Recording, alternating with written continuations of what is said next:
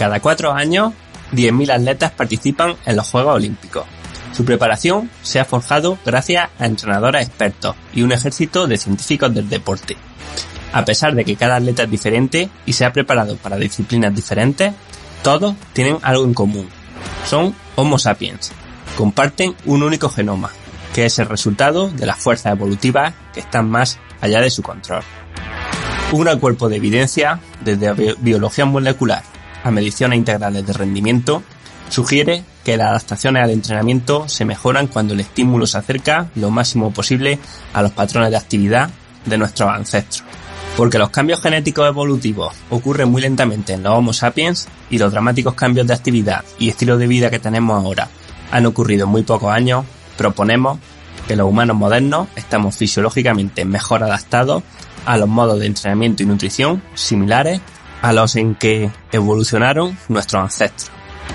Estas palabras pertenecen al famoso artículo científico Do Olympic Athletes Train as in the Paleolithic Era? O ¿deberían los atletas olímpicos entrenar como en la era paleolítica? Cuyo principal autor es precisamente el invitado que tenemos hoy, Daniel Boullosa. Daniel Boullosa es un investigador español en el área de ciencias del deporte que además da clase en la Universidad Federal de Mato Grosso do Sul. Con Daniel vamos a ver qué nos dice la ciencia sobre las implicaciones que tiene nuestra evolución en el entrenamiento de resistencia. Creo que ha sido una entrevista muy interesante y os va a interesar, os va a aportar mucho escucharla.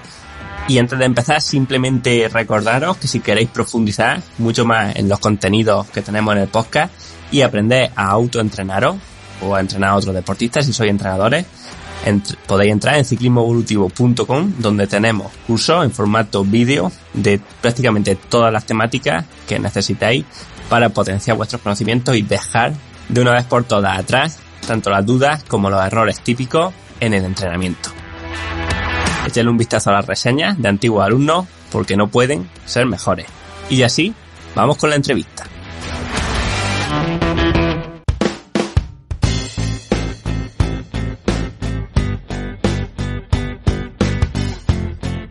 Hola Daniel, bienvenido al podcast. Hola Manuel, ¿qué tal? Gracias por la invitación. Pues nada, gracias a ti por acceder. Es un honor tenerte en el podcast de Ciclismo Evolutivo. Vamos a hablar mucho de algunas de tus investigaciones que creo que van a ser interesantísimas para el oyente. Pero primero me gustaría pedirte un poco que te presentes y que nos cuentes quién es Daniel Boullosa y cómo llega un gallego a dar clase en Brasil. Pues nada, es muy sencillo.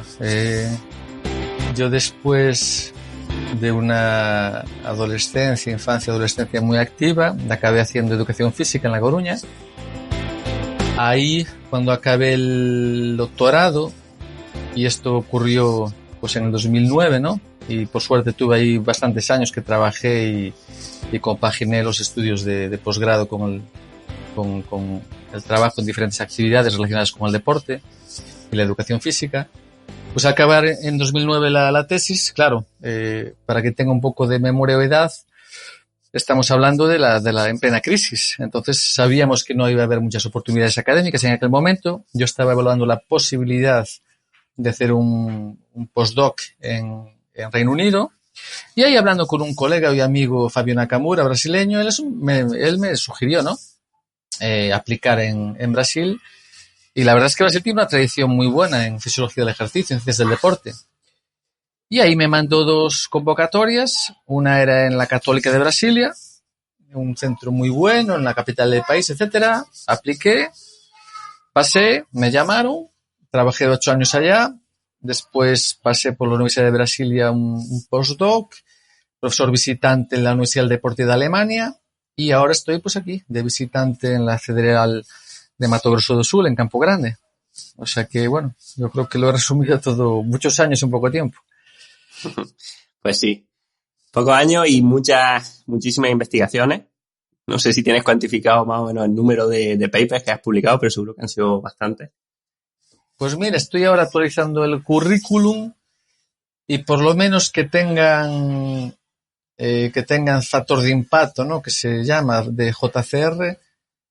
Son unos 100, Claro, 120 contando los resúmenes que salen ahí, pero bueno, ponle más de 100 con factor de impacto, una cosa así. Fue una locura, para que sepa lo que cuesta sacar solamente uno, pues es impresionante. Y Bueno, además, el mérito está con tener buenos colaboradores, buenos alumnos. No, es un trabajo de equipo al final. sí, sí, sin duda. Bueno, y al final una temática, o muchos de ellos una temática que es más o menos parecida a la visión que tenemos también en este podcast, ¿no? Al final se llama el podcast Ciclismo Evolutivo, también un poco en referencia a este pasado, ¿no? A cómo estamos diseñados para un entorno, para un estilo de vida. Y bueno, ahora en la actualidad quizás no lo podemos obtener al 100%, pero sí que podemos intentar que se parezca, entendiendo que el organismo, pues bueno, debería reaccionar mejor a los estímulos en los que evolucionó. Entonces, mi primera pregunta es un poco básica, pero o sea, desde la persona que no sepa nada, te preguntaría, ¿por qué debería un atleta actuar a entrenar como un antepasado o como una persona del Paleolítico? Ok, a la pregunta formulada así puede asustar un poco, ¿no? Porque quien no sabe nada del asunto puede pensar, bueno, que me tengo que poner desnudo con unas pieles y empezar a garrotazos. Entonces es la primera imagen, ¿no? Que tiene mucha gente. Pero claro, Sí, sí. tenemos que pensar desde un punto de vista, como bien dijiste tú, nosotros tenemos un genoma que se forjó durante millones de años y que básicamente, resumiendo mucho, nuestra supervivencia estaba vinculado a unos niveles de actividad física elevados. Es decir, gastábamos muchas calorías para conseguir las calorías para sobrevivir. Entonces, claro, eso implica que si intentamos, dentro, como tú bien dijiste, dentro de nuestras limitaciones, acercarnos a las demandas del ambiente en las que nuestro genoma evolucionó, es mucho más probable que tengamos una buena salud, tanto física como mental, de que si nos alejamos de ella. Por ejemplo, el caso más claro, más evidente es la pandemia que hay de obesidad, ¿no? Y enfermedades cardiometabólicas. ¿Por qué? Porque se sabe que están íntimamente vinculadas al sedentarismo y a una alimentación con alimentos ultraprocesados, etcétera, que no se parecen en nada a lo que experimentó nuestra especie durante millones de años. Hombre, nuestra especie y las anteriores, ¿no? Porque la nuestra no tiene tanto. Entonces, claro, yo siempre pongo el mismo ejemplo para entender un poco cómo debe ser el razonamiento evolutivo. Es decir, yo soy muy blanquito de piel, ¿ok? Gallego, blanquito de piel, ¿ok? Esas mutaciones que favorecieron la piel blanca, porque el ser humano en origen es africano, por tanto muy moreno, se originaron probablemente en torno a 50, 100.000 años en un entorno de glaciaciones en Europa, ¿no? Aquellos Homo sapiens que salieron del África, pues se encontraron con un ambiente muy frío, con poca radiación solar, etcétera. Entonces, aquellos sujetos que por puro azar experimentaron unas mutaciones que hicieron que tuviese la piel más blanquita y por lo tanto una serie de adaptaciones que les daba una ventaja en el sentido de que con poca radiación podían sintetizar más vitamina D, que es fundamental para muchos procesos metabólicos, ¿ok? Eso les dio más posibilidades de sobrevivir y por lo tanto de pasar sus genes a las siguientes generaciones. Entonces, ¿qué ocurrió en Europa? Que prevaleció aquel fenótipo de la piel blanca.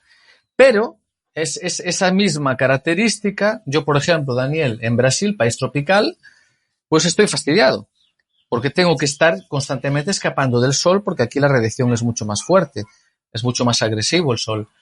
Entonces, lo que fue una ventaja en una época puede ser un problema ahora, ¿no? Porque si no tuviese cuidado con el sol, muy probablemente desarrollaría un cáncer de piel en cuestión de poco tiempo. Entonces, ese tipo de razonamiento es lo que tenemos que tener en cuenta, ¿no? Que hay una serie de adaptaciones que son inherentes a nuestra especie, a veces hay pequeñas variaciones dependiendo, pues, del grupo étnico, etcétera, que hay que considerar desde un punto de vista evolutivo para después ajustar en nuestro estilo de vida pues lo que hagamos, lo que comamos, etcétera, para que no haya un desajuste, ¿no? Entre nuestros genes y lo que el ambiente nos demanda. Eso, al final estos cambios pues requieren de muchas generaciones, ¿no? De muchas décadas para darse y y todavía no hemos tenido tiempo a adaptarnos al estilo de vida occidental o moderno que lleva, pues no sé, 50 o 80, unos 50 o 80 años, ¿no? Al final, hasta entonces nuestros abuelos, yo creo que todos han sido o agricultores o de alguna forma gente que se ha ganado el pan trabajando muchas horas de forma física. Sí, exactamente, porque nuestros antepasados eran cazadores-recolectores y lo siguiente, que es la revolución neolítica de la agricultura, pues claro, prácticamente, aunque hay nuevos estudios que sugieren que tiene más tiempo, pero bueno, redondeando 10.000 años, en general, aunque cambio sí, es verdad que cambia un poco la dieta y las actividades, también implica esa actividad de cultivo y pastoreo, etcétera, implica mucho trabajo, mucha actividad física y por lo tanto, pues, sigue siendo un poco más parecido en cuanto a niveles de actividad física elevados a nuestros antepasados de lo que ocurre hoy en día, ¿no? Que obviamente las sociedades modernas nos llevan a un sedentarismo muy, muy, muy extremo. Sí, sí. Bueno, hay quien dice, ¿no? No sé si has leído a Harari, que incluso con la revolución agrícola empezamos a trabajar muchas más horas, ¿no? Que antes, cuando éramos cazadores. Pues no lo leí, pero sí, dependiendo del contexto, la vida del agricultor o del pastor es muy sacrificada, siendo que además la recompensa en la calidad nutricional no es la misma, porque un cazador-recolector tiene mucha más variedad nutricional, ¿no? La dieta es mucho más variada, mucho más rica. Ya un agricultor, pastor, etcétera, pues acaba teniendo una dieta mucho más homogénea, ¿no? Con mucha más pobreza nutricional y por lo tanto peor desde el punto de vista de la salud. Sin duda, sin duda.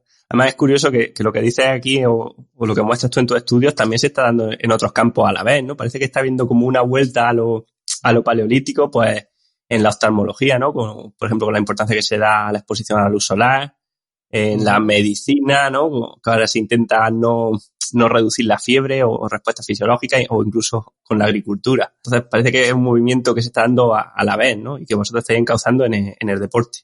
Sí, en realidad yo lo que hice fue tomar unas ideas que ya estaban ahí. Obviamente quien empezó todo fue Darwin y probablemente la teoría de evolución juntamente con la física newtoniana es de las teorías científicas más robustas que existen. La evidencia toda apunta en la misma dirección. ¿Y qué ocurre? Tú si tomas ese razonamiento, ese raciocinio evolutivo, lo puedes aplicar a cualquier ámbito de la ciencia que tenga que ver con la biología. Entonces, claro, todo lo que sea, pues eso, medicina, fisiología, psicología también. Hay gente muy buena trabajando en el ámbito de la psicología y la psiquiatría. Pues nos da muchas pistas de qué es lo que tenemos que evitar y qué es lo que tenemos que buscar para no tanto mimetizar, porque es imposible, pero sí intentar que los estímulos que recibimos en el día a día, que nuestras actividades, que nuestra dieta, etcétera, no se discrepen mucho a lo que está preparado nuestro genoma para poder tener una buena salud, efectivamente. Perfecto. Pasando ya a lo que sería entrenamiento en deportes de resistencia, ¿qué querría decir esto en términos de la distribución de las intensidades a las que deberíamos entrenar? Pues habría varios puntos, ¿no? Pero bueno, yo creo que el que dices tú de la intensidad es muy importante en el sentido de que sabemos y analizamos, aunque es difícil, porque claro, los restos arqueológicos hablan hasta un cierto grado, ¿no? Con limitaciones. Y observando los niveles de actividad física, el patrón de actividad de los pueblos cazadores recolectores que aún hoy en día, cada vez menos aislados, existen en el mundo, podemos deducir, que esa fue nuestra hipótesis en el artículo de revisión de Sports Medicine, podemos deducir que predomina el mayor porcentaje de actividad esa baja moderada intensidad, ¿ok? Principalmente baja intensidad, pues todas aquellas actividades del día a día, ¿no? De manejo, manipulación, transporte, etcétera, que es de colecta, etcétera, que se van haciendo y que tienen un gasto energético muy bajo, pero que ocupan la mayor parte del día, es decir, no estamos todo el día sentados, como ocurre hoy en día, y en cierto, un grado menor o menos cantidad, pues actividades más intensas que raramente se asemejan a algún tipo de entrenamiento que se hace hoy en día, ¿no? Entonces, claro, una cosa es el patrón ancestral y una cosa es intentar replicarlo porque nuestro genoma está adaptado a eso, y otra cosa es que también hay que tener en consideración el objetivo, la demanda del deporte, porque si no entrenamos parecido a lo que la competición nos exige, también es difícil que lleguemos allá. Pero, combinando estas dos ideas, se puede dar la paradoja de que entrenando muy diferente de lo que la demanda competitiva nos exige, por ejemplo, entrenamiento polarizado, mucho a baja intensidad, menos a alta intensidad, podemos desempeñar muy bien en pruebas, por ejemplo, en el caso del atletismo, que se saben que son a intensidades, son dominios fisiológicos que no tienen nada que ver con lo que ocurre la mayor parte del tiempo en entrenamiento. Se puede dar esa paradoja, y eso se explicaría porque nuestros genes están más adaptados y por lo tanto la adaptación fisiológica en el largo plazo va a ser más favorable entrenando así de que haciéndolo entrenando, por ejemplo, mucho en la intensidad específica.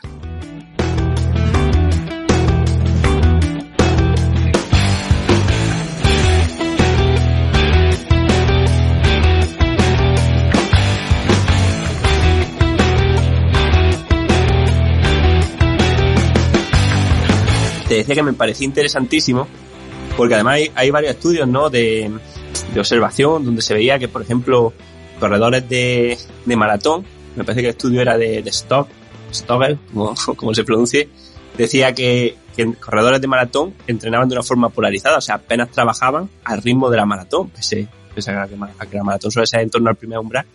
Bueno, apenas trabajaban a este ritmo. Y también, bueno, tenemos ejemplos, por supuesto, de nadadores, ¿no?, como Michael Phelps, que entrenan más de 35 horas a la semana para pruebas que duran 1 minuto o 30 segundos o a veces 2 minutos, ¿no? Hay un ejemplo del equipo alemán de persecución, creo que en Pekín, que entrenaban más de 25 horas a la semana también para una prueba que era de 4 minutos. O sea, creo que vuestro punto, ¿no?, es que puede haber unas intensidades a las que estamos más adaptados y que por tanto nos hacen mejorar más fisiológicamente, independientemente de que luego la prueba sea más larga o más corta, ¿no?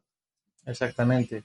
Aunque es verdad que hoy en día hay una discusión, y de hecho está para salir un counterpoint, ¿no?, una discusión entre especialistas en Medicine and Science in Sports and Exercise en relación a polarizado versus piramidal, ¿no? Aunque en realidad el piramidal no va tan en contra de este razonamiento en cuanto que un porcentaje relevante de la preparación tendría que ser a baja intensidad también. No tiene cómo. Lo único que cambia es que esa intensidad intermedia aumenta más, ¿no?, en relación al polarizado, que es más extremo, ¿no?, en los dos extremos.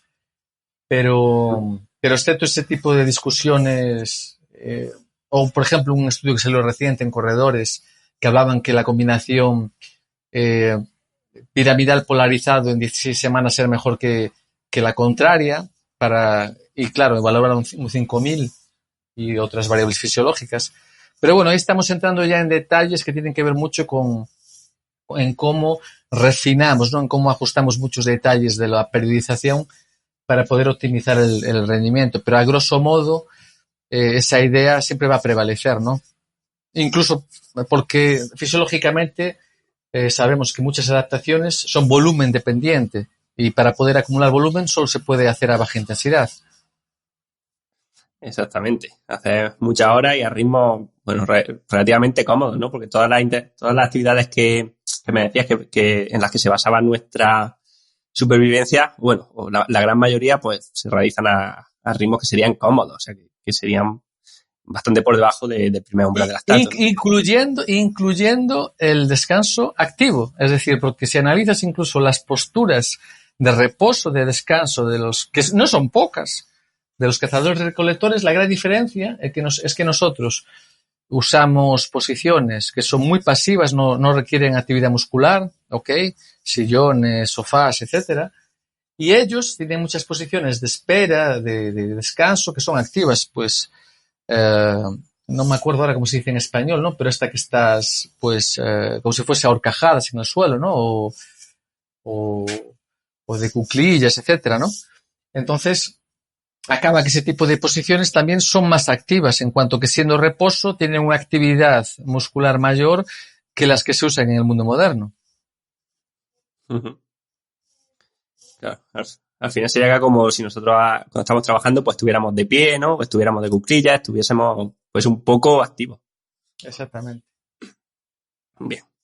Y respecto a la intensidad, y ya aquí me voy a salir un pelín del guión, pero aprovecho que te tengo para preguntarte una duda, un plan que tenía, y es que en el paper entiendo un poco, o creo que venía así reflejado, que digamos que la vía glucolítica podría ser una intensidad a la cual estamos poco adaptados, ¿no? Por tema de la dieta o por tema de esfuerzo, ¿no? Digamos que la intensidad en torno al segundo umbral o un poco por encima eran estas que nos dejaban un poco de excesiva fatiga, ¿no? Para los beneficios que nos daban. Y es curioso porque en fin, hice una prueba con varios deportistas con una curva de potencias que es similar a una curva de velocidad en atletismo, o sea, bueno, ya seguro que la has visto. Sí, bueno, quise ponerla en una escala de doble eje logarítmico para saber si seguía una ley de potencia, o sea, si era independiente de escala o si no. Y aunque era aproximadamente una ley de potencia, sí que había una zona donde la fatiga se aceleraba mucho y era precisamente esta, o sea, desde el segundo umbral hasta aproximadamente el 200-250% de este umbral, ¿no? Hasta una intensidad de 2 minutos. Y se me ocurrió pensar si esto también tenía algo que ver con lo que sale en vuestro estudio, ¿no? De pensar que quizás estas intensidades son las que, por lo que sea, peor se nos dan, ¿no? Donde nuestra fatiga se acelera demasiado rápido. Sí, no, ahí hay varias cuestiones, ¿no? La primera es la vía glucolítica o glicolítica, como quieres decir, realmente es anterior, es decir, es de las bacterias. Entonces, hubo un periodo que es el Cámbrico, donde la complejidad de la vida se disparó, tanto en número de especies como de complejidad de los funcionamientos de los tejidos, órganos, etcétera. Y eso solo fue posible con el aumento exponencial de la presencia de oxígeno en la atmósfera y, por tanto, el desarrollo de la vía aeróbica, de la oxidación, de la fosforilación oxidativa. Entonces, claro, realmente el contexto de nuestra especie tiene que ver más con lo aeróbico que con lo anaeróbico para obtener energía. Y si analizamos eso, es evidente en el perfil que nos referíamos antes, ¿no? En cuanto al tipo de actividades que los cazadores recolectores ejecutan. Ya en el ámbito deportivo, lo que tú dices está perfectamente demostrado, dependiendo de cómo lo quieras medir, bien sea con actividad eléctrica, con producción de metabolitos, con cambios a nivel de cardiorrespiratorio. Da lo mismo, es decir, hay un punto ahí fisiológico en la que la perturbación fisiológica es mayor en aquella intensidad. Y de hecho, se ha referido también muchas veces que cuando superamos ese umbral láctico, que yo prefiero hablar de umbral láctico porque es mucho más fiable que los ventilatorios, pues acaba que el coste perceptivo por kilómetro o por tiempo completado, por volumen completado, es mayor que a otras intensidades. Entonces, claro, todo apunta en esa dirección, ¿no? De que realmente no estamos tan adaptados para esforzarnos, ejercitarnos en esas intensidades. Pero eso no quita que cuando tengamos que competir, porque hay pruebas en el deporte que demandan mucho en ese dominio, pues que tengamos que efectivamente, aunque predomine el entrenamiento de baja intensidad, dependiendo de la periodización, sí dedicar algo de entrenamiento a esas zonas para poder también estar adaptados a la fatiga específica derivada de ejercitarse a esa intensidad. Sí, eso es, porque no solamente se trata de mejorar fisiológicamente, sino también estar psicológicamente, digamos, capacitados para soportar el tipo de esfuerzo, ¿no? El tipo de dolor que vamos a sentir luego en la competición. Exactamente, replicar, ¿no? Lo que es la demanda competitiva.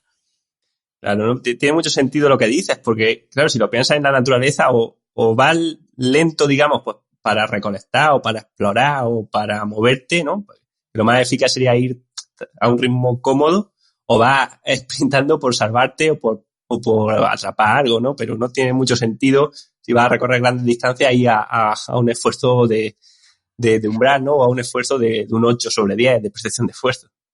Exactamente, 7, 8. Exactamente. Bien. Pasando un poco de tema, y aunque así esto es muy, muy interesante, ¿qué implicaría o qué implicaciones tendría a nivel de entrenamiento concurrente? O sea, de entrenar la fuerza con la resistencia, digamos que tendríamos que hacer algún cambio a la hora de organizarlo de una forma o de otra. ¿Es incompatible el entrenamiento de fuerza con la resistencia? ¿Qué podríamos sacar en claro? A ver, hay dos cosas ahí. La primera, que en la naturaleza hay un principio de alocación, que los recursos, la energía que una especie o un individuo de una especie dedica pues a una serie de actividades para la sobrevivencia, hacen que nos especialicemos en el sentido de que o somos muy buenos en una cosa, pero eso va a significar que somos peores en todas las demás características, o somos pues regulares en todo, es decir, no tenemos cómo destacar en algo a expensas de no perder en otras cosas, ¿cierto? Entonces, claro, en el momento que hablamos de un modelo concurrente, que el clásico en fisiología, en los estudios, es el de fuerza-resistencia, pero en realidad a mí me gusta hablar de concurrente cuando tenemos que estimular o trabajar diferentes capacidades o habilidades, es decir, hay deportes que demandan agilidad, velocidad, fuerza, etcétera. Pues claro, no se puede ser el mejor en todo. Y es inevitable, y cualquiera que entrena en cualquier deporte lo ha experimentado, es decir, cuando foca mucho en una cosa, empieza a perder de las otras, y viceversa. Entonces, claro, esa incompatibilidad, cuando hablamos de entrenar endurance, resistencia y fuerza, pues es muchas veces más clara. Y ahí hay un fenómeno que es el de interferencia, y que tiene que ver mucho con la activación glucolítica, en el sentido de que parece que las adaptaciones son menos eficientes y la fatiga limita más las adaptaciones a largo plazo cuando tenemos un estímulo frecuente, repetido de la vía glucolítica, que es lo que ocurre mucho con las cargas, por ejemplo, moderadas, despacio, muchas repeticiones, con cargas moderadas, etcétera, ¿no? Entonces ahí puede ser interesante, y eso en deportes de resistencia se está viendo que funciona mucho, el mezclar ese estímulo de baja intensidad en la parte de resistencia, y cuando hablamos de fuerza, aunque sí es verdad que hay que hacer un preparo en cuanto que no se puede entrenar directamente a máxima intensidad o a máxima velocidad, ¿ok? Porque es peligroso si no tenemos los tendones, las fascias, etcétera, preparados. Sí, después de esa adaptación es preferible esfuerzos muy breves y de intensidades altas, o por lo menos de velocidad máxima, que van a dar menos interferencia de que al entrenar, por ejemplo, fuerza con estímulos más de intensidades moderadas, más que impliquen una activación glucolítica importante. Sí, al final un entrenamiento de fuerza, pues eso, contrario a lo que se suele hacer, ¿no? Comúnmente en el gimnasio, o sea, pocas repeticiones, no cargas no excesivamente altas a la máxima intención de esfuerzo posible, ¿no? Sí, a la máxima velocidad, ¿no?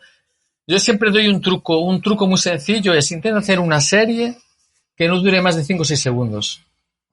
Y tú en 5 o 6 segundos, pues con un 30% puedes hacer 7 o 8 repeticiones a la máxima velocidad, y tú con 80% pues puedes hacer 3 repeticiones, 4 a la máxima velocidad. Entonces, si te mueves en esa idea, probablemente vas a evitar hacer repeticiones en las que cae mucha velocidad, en las que aumenta la activación glucolítica, y por lo tanto tienes esa fatiga periférica, que es lo que más perjudica las adaptaciones cuando hablamos de entrenar fuerza y resistencia al mismo tiempo, ¿no?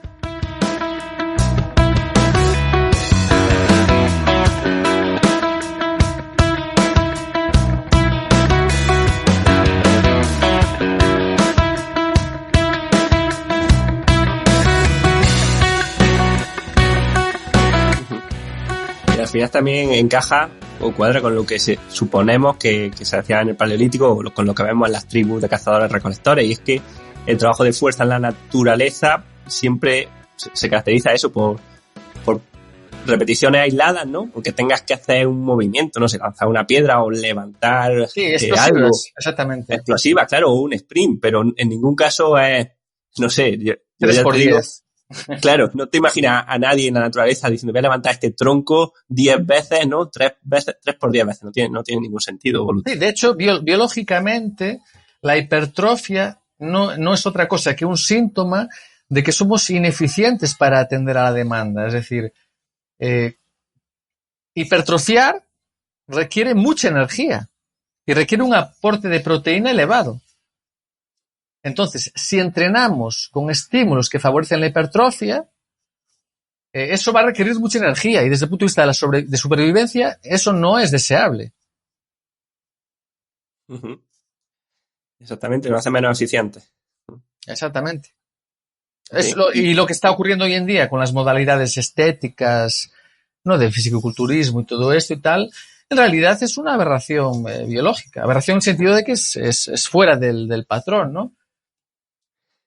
Pues mira, me encanta que lo digas porque hace poco tuve una discusión por Twitter por decir precisamente eso, que aunque la gente vea o tiene una visión del humano paleolítico como un humano súper musculado, ¿no? Y súper Para nada, que busquen fuerte. fotografías de tribus modernas. Incluso sé que tienen un poco de barriguita, o sea, nada que ver. Y los hay unos más fuertes que otros, pero en ningún caso son fisicoculturistas. Eso es, que busquen fotografías, que no vamos, que por ver las esculturas de Miguel Ángel o de la escultura griega no quiere decir que ni que los griegos fuesen así, ni mucho menos nuestros antepasados.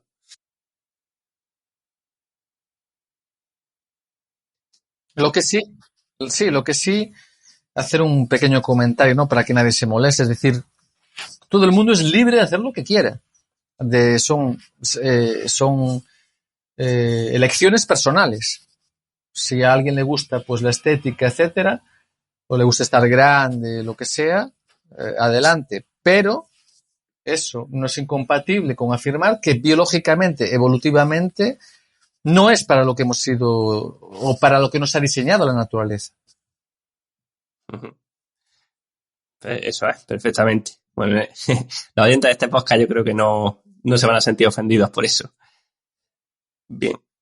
Y a nivel nutricional, ¿qué podríamos sacar de observar nuestra evolución a nivel de nutrición en ciclismo? Porque parece que volvemos otra vez a una época de dietas altas continuamente en carbohidratos y tampoco tendría esto mucho sentido, ¿no? A nivel de evolutivo.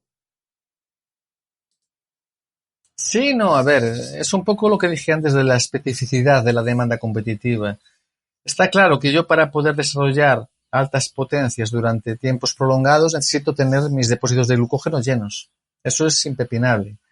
Pero eso no es incompatible con que hay determinados mecanismos a nivel muscular en los que en determinados momentos un aporte bajo de carbohidratos puede estimular una serie de señalización molecular que favorece las adaptaciones aeróbicas.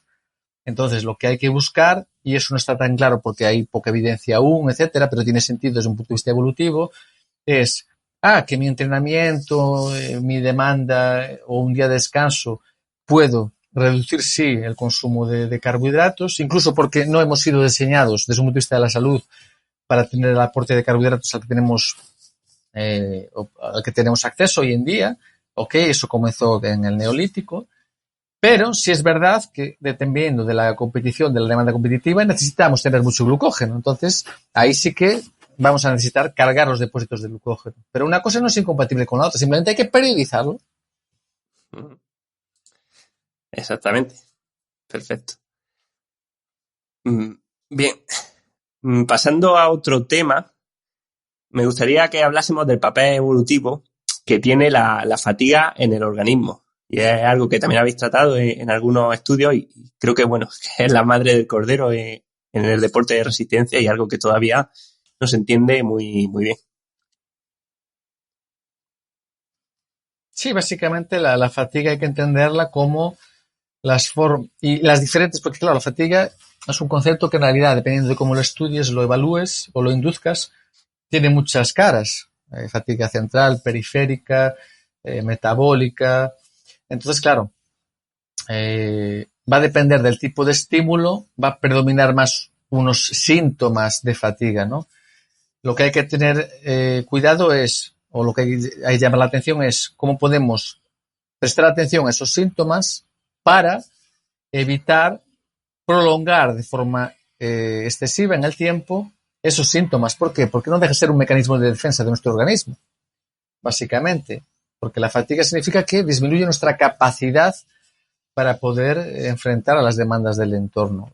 Y entonces eso significa que necesitamos descanso, recuperación. Y ahí va a haber una serie de mecanismos que pueden ser monitorizados fisiológicamente, que cuando estamos expuestos de forma prolongada o excesiva en cuanto a intensidad, etcétera, a determinados estímulos, pues es mejor o disminuir la carga o simplemente descansar para poder recuperar y asimilar de forma apropiada los siguientes estímulos de entrenamiento. Al final la fatiga es una señal que produce nuestro propio organismo, o sea, no es, digamos, un indicador externo, no es algo que tengamos que combatir, sino que tengamos que entender, ¿no? Mejor dicho. Exactamente, solo que hay grados y grados de fatiga que son compatibles con seguir adaptándose o perjudicar la adaptación a largo plazo, que es al final lo que tenemos que buscar. Entonces ahí es donde sí hay estudios que nos alertan, ¿no? De si está ocurriendo esto, esto y esto, pues yo qué sé, en cuanto a control autonómico o dolor muscular o pérdida de sueño o cambios hormonales, ¿no? El famoso overreaching, ¿no? Sobreentrenamiento. Pues hay una serie de indicadores que si los vamos monitorizando sabemos cuándo tenemos que tener cuidado. Y hoy, de hecho, hay investigaciones que consiguieron monitorizar ese overreaching inducido que se cree mucho desde la cultura del entrenamiento que es necesario para poder aumentar de nivel competitivo. Se sabe que esas semanas de estar acabados con la inmunidad por los suelos, etcétera, no son necesarias realmente para tener una adaptación mejor. Lo que pasa, aún es muy incipiente esas investigaciones. No hay muchas porque, por otro lado, son muy difíciles de hacer, claro.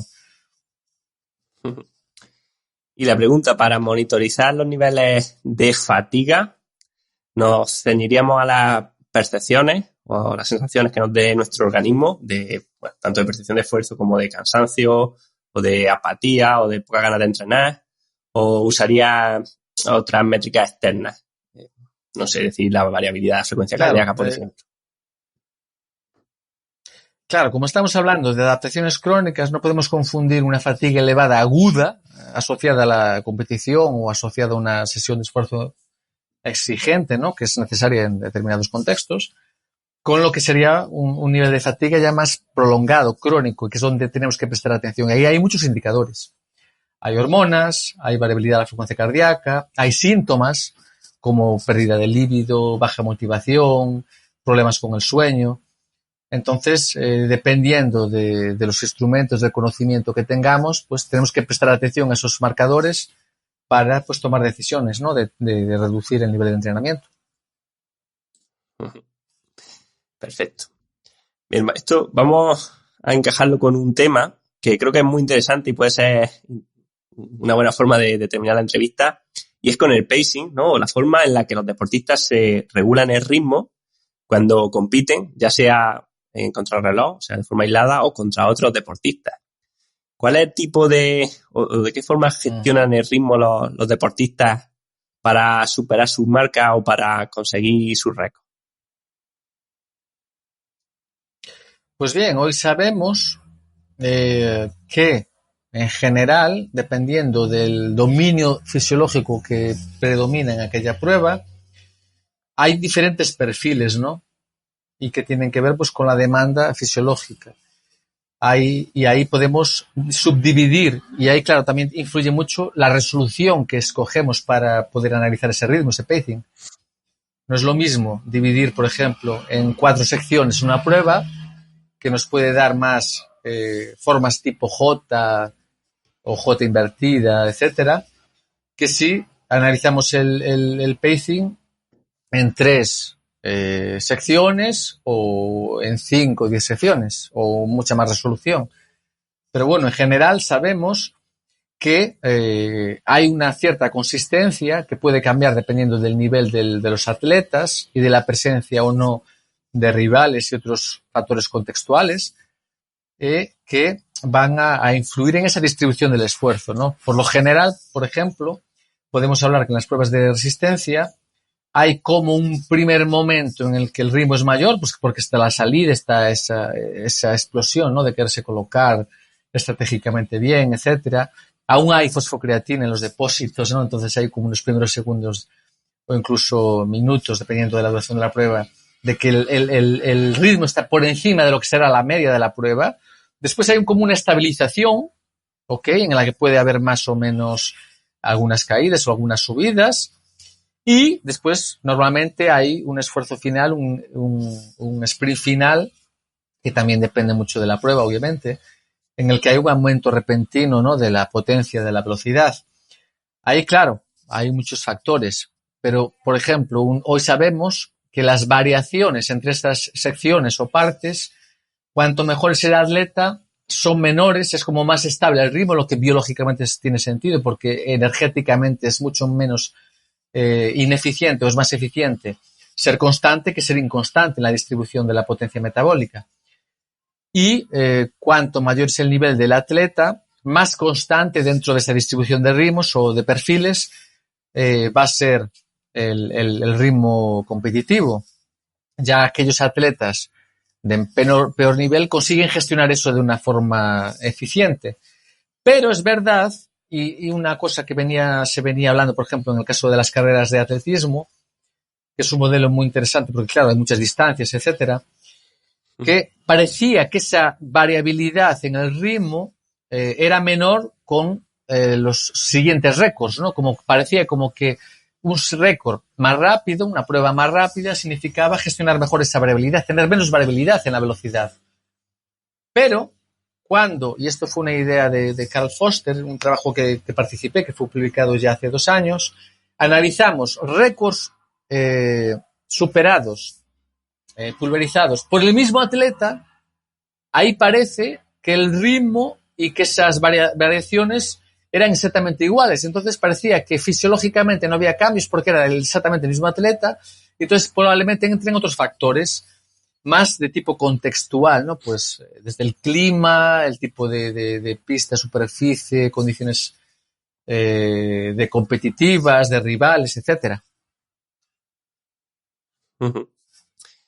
Interesante. Al final, bueno, entendemos, ¿no?, que el objetivo al final del organismo al gestionar el ritmo es, digamos, hacer la distancia sin llegar al fallo. Y eso es lo que no... O sea, cuando uno quiere hacer 2 kilómetros sería un fracaso quedarnos reventados en el kilómetro 1,5. Entonces, entendemos que este arreón final, ¿no? Sí, Que pero a mí sí, pero sí, sí. permíteme solo una aclaración. Cuando no tiene mucha experiencia el atleta y hace un contrarreloj, una prueba, ¿no?, de una distancia fija, un tiempo fijo, es verdad que con poca experiencia es más exitoso comenzar más rápido de lo debido que al revés, que ser muy prudente, porque al ser muy prudente al principio después no tienes cómo recuperar. En cambio, equivocarte al principio en el sentido de pasarte de la raya en el esfuerzo es menos perjudicial porque después siempre va a ser mejor rendimiento que cometiendo el error contrario.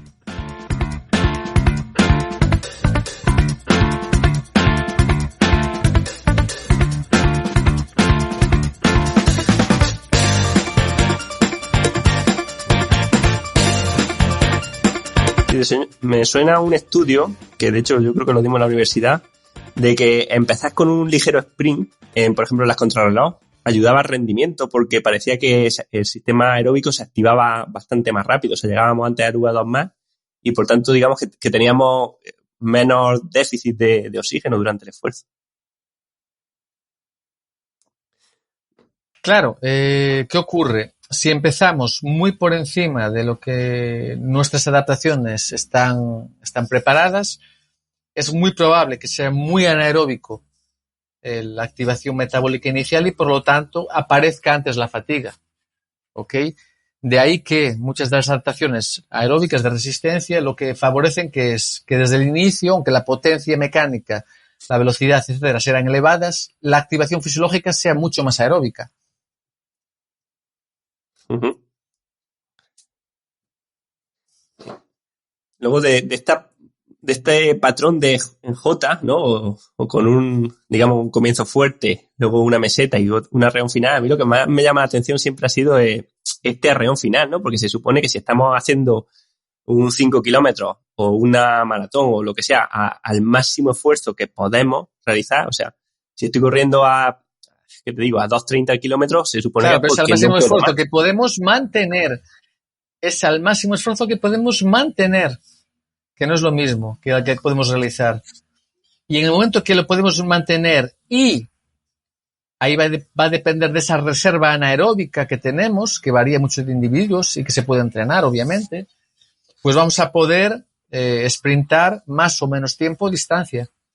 Pero es lo que podemos mantener en unas condiciones más o menos estables y después siempre va a quedar esa reserva anaeróbica, ¿no?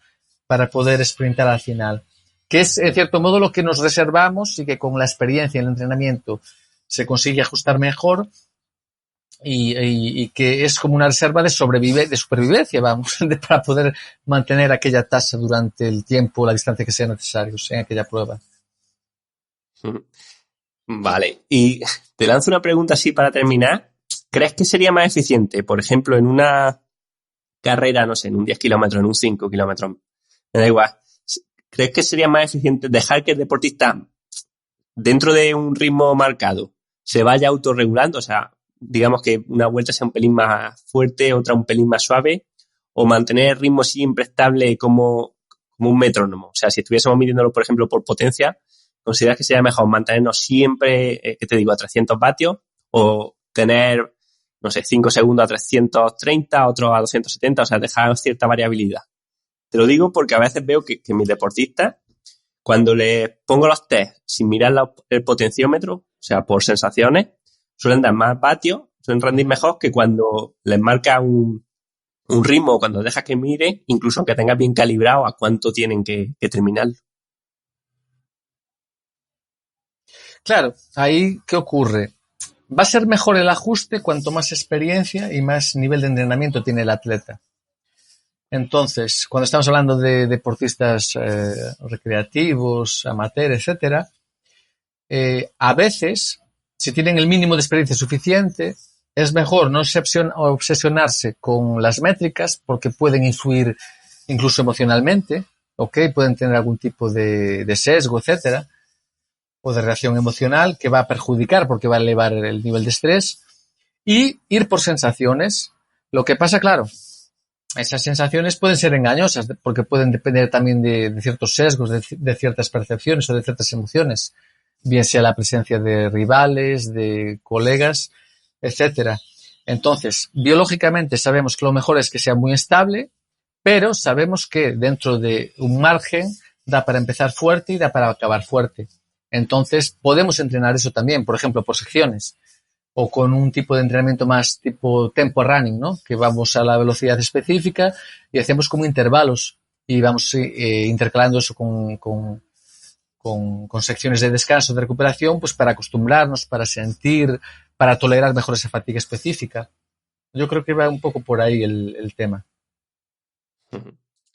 Bueno, pues genial, Daniel. Muchísimas gracias por todo. Creo que, bueno, más o menos hemos clavado el tiempo que teníamos disponible, así que te agradezco muchísimo esta charla. La verdad que yo me lo he pasado, o sea, el tiempo volando y la verdad que creo que ha sido súper útil y creo que los oyentes también así lo van a ver. Y nada, decirte que estás invitado cuando quieras a volver y charlar de todos los temas que nos han quedado en el tintero. Perfecto, pues nada, agradecerte la invitación, la oportunidad de poder compartir un poco de nuestra experiencia y cuando sea viable posible, pues claro, me tienes aquí para echar una mano con lo que sea, y enhorabuena por la iniciativa. Pues muchas gracias, un abrazo.